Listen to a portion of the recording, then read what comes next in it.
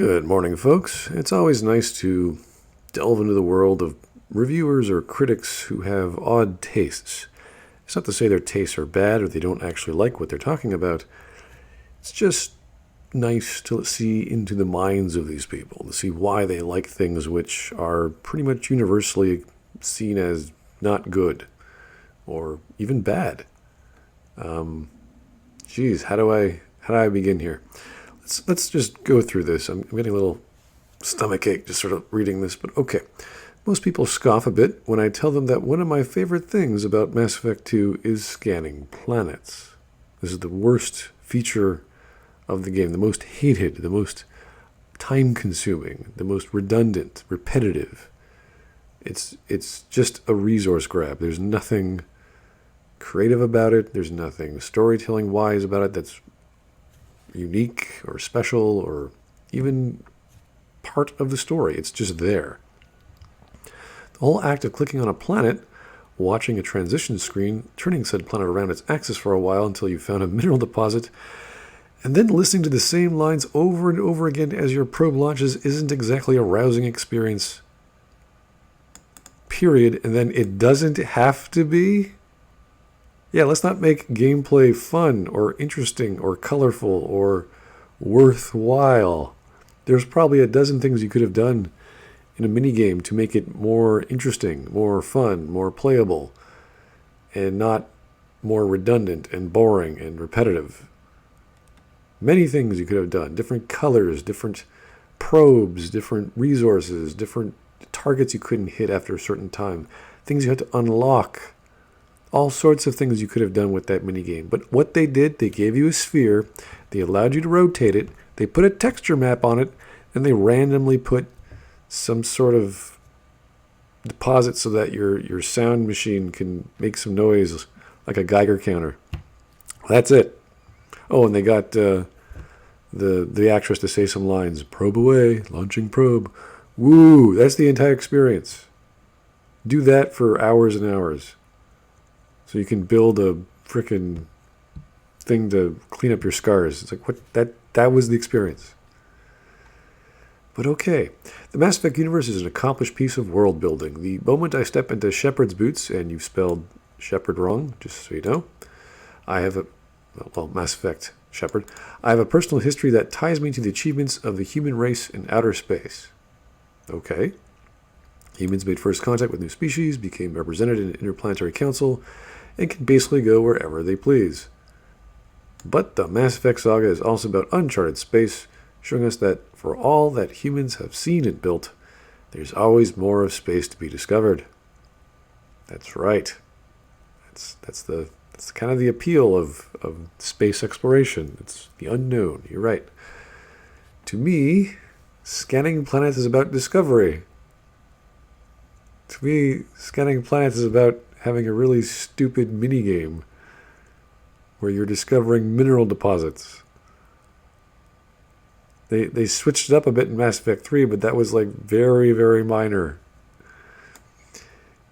In the most scientific sense of the word. Really? Scanning for minerals is scientific?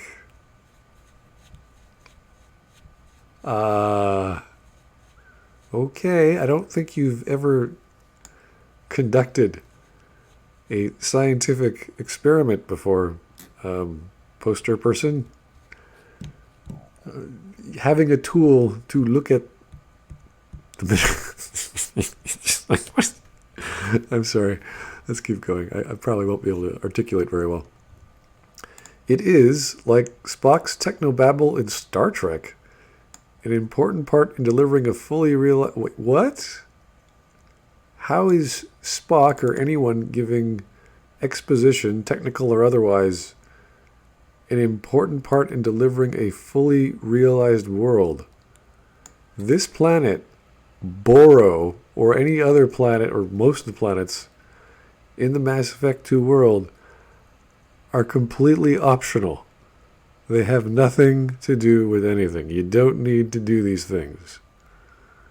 Of course, there is no practical use to me as a player in knowing the radius of any day length of some random planet, but without them, it wouldn't be a planet. Really? That's interesting, because when I look at a donut, I don't think, gee, I wonder what the diameter of this donut is. But without that diameter, it wouldn't be a donut. Like, it never crosses my mind. It's like, oh, wow. This Timbit is 3 centimeters in radius. Now I know it's a Timbit. I just... What do you... Again, this is the mind of people who like these things, trying to rationalize their thoughts. The codex entries for planets consist of 2 different sets of data: a set of numbers describing the planet by parameters such as atmospheric pressure and surface gravity, and a description of whatever has been discovered during previous expeditions, such as the soil quality of or any life forms present. It's the kind of background info doomed to go unread, but stuff with detail all the same, which makes me love it more.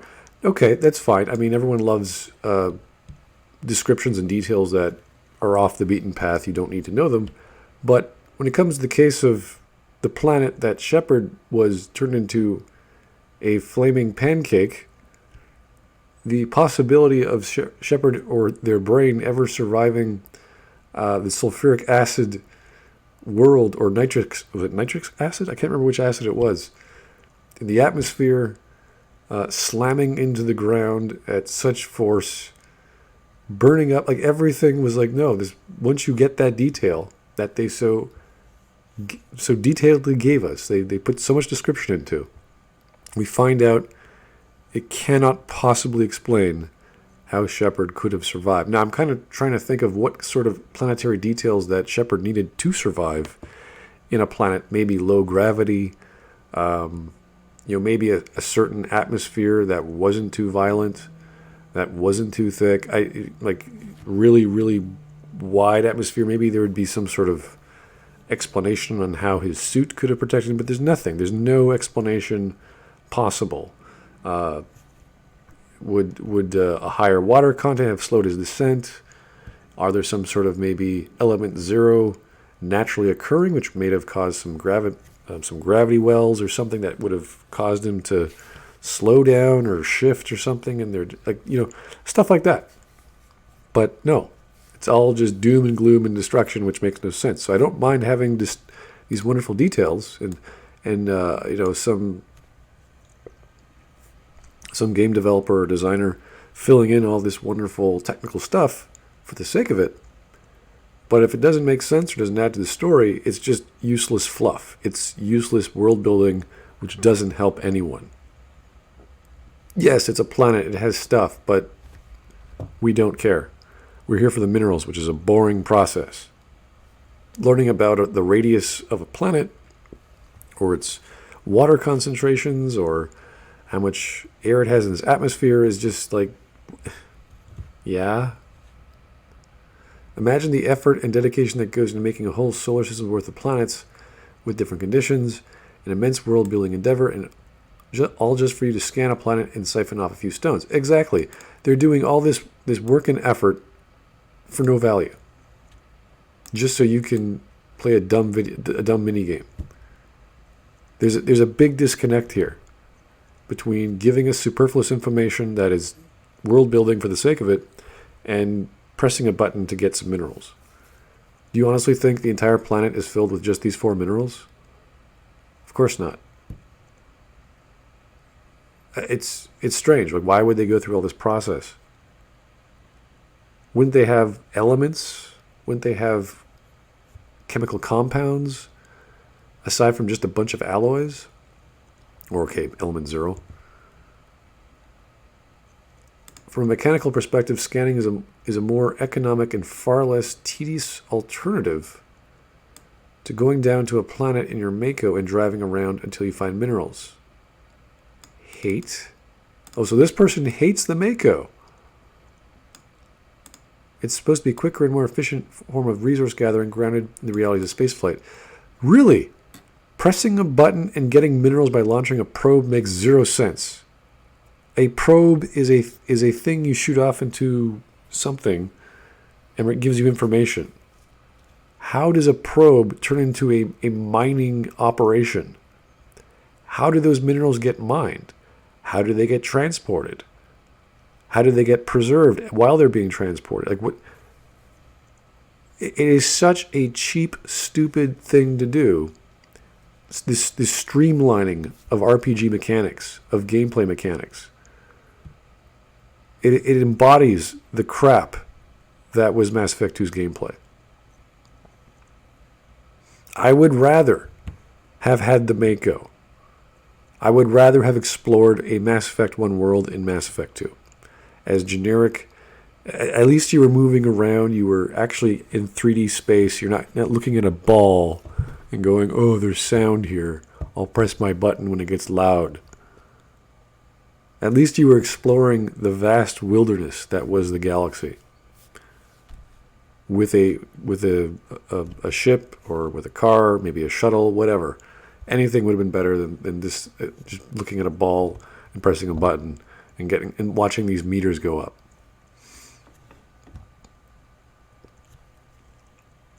I'd go as far as to say scanning could be intentionally boring. Okay, so you're admitting the thing you like is boring. What? Because not every job on a spaceship involves going pew, pew, pew. You're going pew, pew, pew on a ball. Just much slower and boringer. But imagine a crew hanging tiredly over their consoles, logging the data of one more planet scan, suddenly faced with a major discovery. A major discovery of more resources, of the four things that's it. That's all it can scan for. You aren't finding anything here. There's no story to be told. There's no, we found, a case of bunnies. It's like, wow, where did the bunnies come from? Your scanners are set to element 0, iridium, platinum, and palladium. That's it. Not hydrogen gas, not any version of hydrogen, no helium, nothing. No heavy metals, just these four things. That's it. No life forms, no naturally occurring phenomenon, nothing. What are you talking about? You're not playing the same game, lady. Take the planet 2175 Ea, a name that sounds like keyboard mash, A-E-I-A, a four-letter word of vowels is a keyboard mash? No. What language are you talking about, lady? After a cursory flyby, nothing noteworthy was recorded until you go back and scan the planet again, only discover that its atmospheric composition is very close to that of Earth. What are you talking about? You don't get that through the minigame. Have you just discovered a new habitat for humans? What kind of species already call this planet their home? Those are the kind of questions I can't get enough of. What are you talking? You are creating your own world in your brain, lady. This is not... That was not the scope of planet scanning. Yeah, it's kind of... Hey, this planet could have life on it. Yep. Too bad. You can't go down there. You can't explore. Here's a ball. Go play with it. Bye. That's the developer saying to the fan, hey, you know all this great information we gave you on random planets you could actually go down and explore? Yeah, we're not going to give that to you. Here's a texture map ball. Go get some palladium for your scars to heal. Some planets like Parnassus are simply not in the Citadel database due to bureaucratic snafu.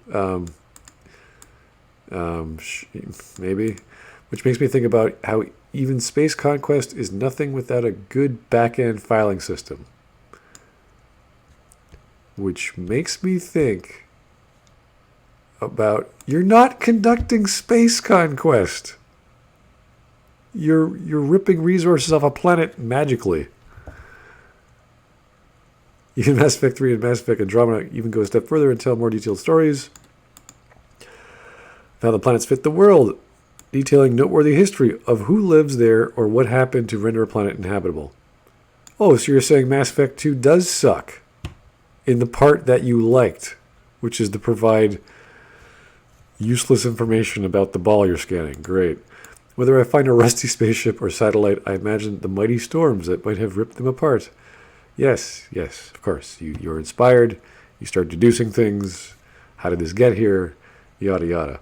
Now, that would have been great if, you found that derelict Reaper, which was, 37 million years old or whatever, and there was, like, something to explore and explain and deduce, and there was, like, a whole detective mystery about how it got there and how you had to figure that out, how you had to explain it to people, how they didn't believe you, so you have to get the right argument going, and then you present your evidence to the council, and the council goes, oh my god, Reapers exist, you're right, blah, blah, blah. That would have worked. That would have worked with, if they're using this element of storytelling to have you investigate the planets or the objects in space, and then use keywords within that description, and then use that as another form of creating a sentence, and then you go off and figure out who shot this Reaper, where did the bullet come from, where was the gun, the Klendigan weapon, all that stuff. That would have been cool. That would have used the system. You could have even used the stupid scanning thing. It says scanning for minerals. Very similar to Mass Effect 3. You scan for anomalies or whatever you're looking for. That would have been work. That would have worked. But no, we just found a Reaper corpse. 37 million years. Thanks, Tim. Just works. Scanning planets in Mass Effect 2 shows that even at a time when devs have the storage capacity and graphical capabilities to let players run wild and explore even the most detailed world, what really inspires the imagination is to sometimes not be able to look at something? What? The same way the vague shadows in the original Silent Hill were way scarier to me than the bright, crystal clear HD version. Whoa. What really inspires the imagination is to sometimes not be able to look at something. What are you talking about? What really inspires the imagination is not looking at something that's in the game. So there's nothing in the game. I don't know what she's talking about. I think she means that there's a mystery behind something, and giving little breadcrumbs causes your imagination to work. Yeah, that's great. That's what little taglines and little paragraphs describing these planets are about. You're like, okay, this is a healthy planet that could support life, possibly. Maybe there is some life. But if you don't actually let people explore, then it's just, hey, there's life here. It's like, oh, hey, there's no life here. Oh, hey, it's a gas planet. Okay, this is getting boring now. It's useless, superfluous data. You don't need it. It should have been valuable. It wasn't. I dream of the stars and the life undiscovered, but I imagine there will be a lot of scanning before we meet our first alien too. Okay, yeah, I don't know what sort of headcanon this person is pushing, but this is the dumbest explanation I've heard in a long time. This is, 2019. For explaining why someone loves scanning planets. I think these are the kinds of people who just like playing Bejeweled, and they want like more out of it. Like, oh, I wish Bejeweled had story mode, or I wish Bejeweled was in space. But even Bejeweled would be something. I don't know how that would work in, getting minerals. How you have to match up color-coded units, and then somehow that breaks up. Yeah, it can maybe break apart ground and you dig further. I'm just speculating here. But this is silly. This game, or this mini game, was so boring and redundant in order to get a certain ending, like to upgrade your shields or your hull plating or your weapons. It was everyone either uses a mod to skip it, hacks the units so you cheat and get 9999 of everyone, so you have to go through this crap, and that's it. Those are the two options. You either use the mod that just makes getting minerals pointless or superfluous, you don't have to do it, or you cheat. That's pretty much my playthroughs. I've talked to other people. Yeah, it's boring as hell. They don't bother with it. Or I think is there New Game Plus for that? I don't remember. Anyway, always nice to delve into the mind of madness and to listen to people whom you normally would not listen to previously. Whew, thank you for listening, folks, and I hope you have a great morning.